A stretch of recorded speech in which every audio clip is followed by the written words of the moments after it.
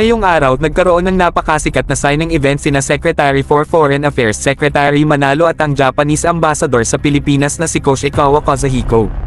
Ano ang pinag-usapan? Wala nang iba kundi ang Official Security Assistance OSAT mula sa Japan para sa Republic of the Philippines. Oh yes, malalim ang koneksyon na to. Ngayon, balikan natin ang detalye ng matinding deal na ito. Ang exchange of notes na nangyari sa pagitan ng dalawang bansa ay nagkakahalaga ng 600 million yen o halos $4 million. At ano ang ibinibigay na napakagandang benepisyo nito? Abangan nyo to, isang coastal radar system para sa Department of National Defense Armed Forces of the Philippines DND-AFP. Wham! Ang high-tech na radar system na ito ay talagang magpapabago ng laro mga bro.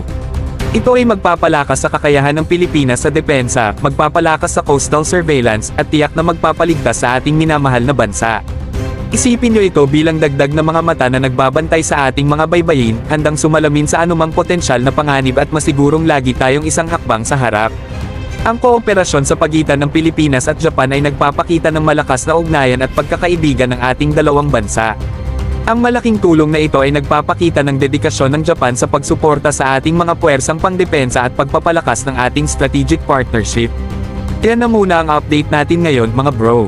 Huwag kalimutang i-hit ang like button, mag-subscribe sa ating channel para sa mga susunod pang mga balita, at i-comment sa ibaba ang inyong mga saloobin tungkol sa game-changing coastal radar system na ito.